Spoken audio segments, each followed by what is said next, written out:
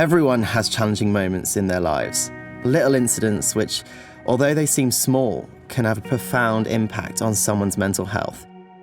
It just so happened that for me, one of my little moments was in front of millions of people.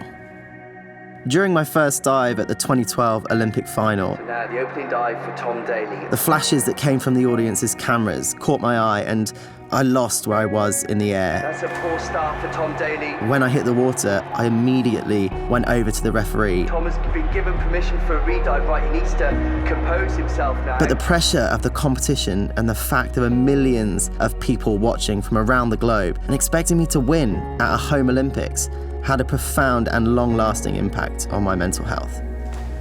Every time I tried to perform the dive, I was taken back to that exact point in time. Look at this, you can see the flashes going on. My body pretty much refused to perform a dive I'd spent years learning and perfecting. Because from a mental perspective, I didn't want to remind myself of what was an incredibly traumatic experience.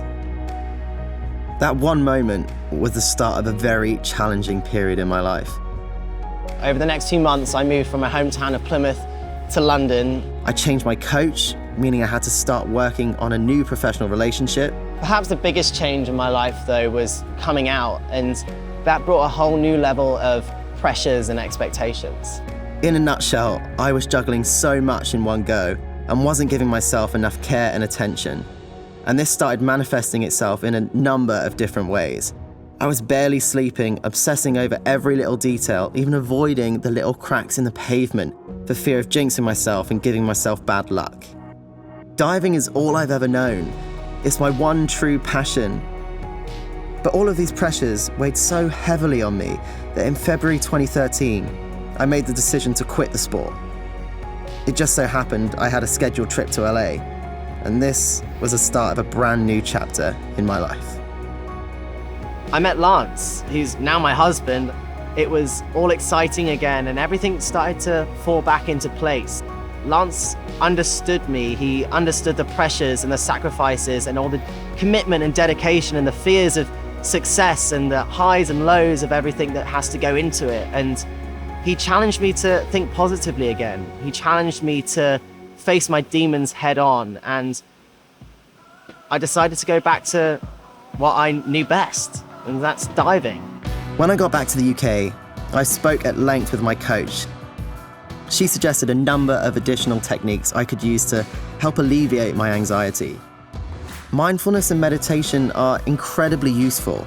I have a stressful, pressurized job, and even taking 10 minutes out of your day to take a breath, step back and think about things from a different perspective is super important. I practice this every single day. I soon realized I couldn't even attempt the dive that started all this mess in the first place. I had to take a completely fresh approach. My coach suggested that we create an entirely new dive inspired by an old circus trick. She showed me how you can take a challenge, flip it on its head, think of a solution, and move forward. I was the first person to ever perform this dive on the platform, and it's even earned its own nickname, the Firework. Got Lance to thank for that one. I have a different mindset now. I face my problems head on and work hard to think in a more positive way. I constantly remind myself that I'm only human. Things are going to go wrong sometimes, and life is a constant challenge.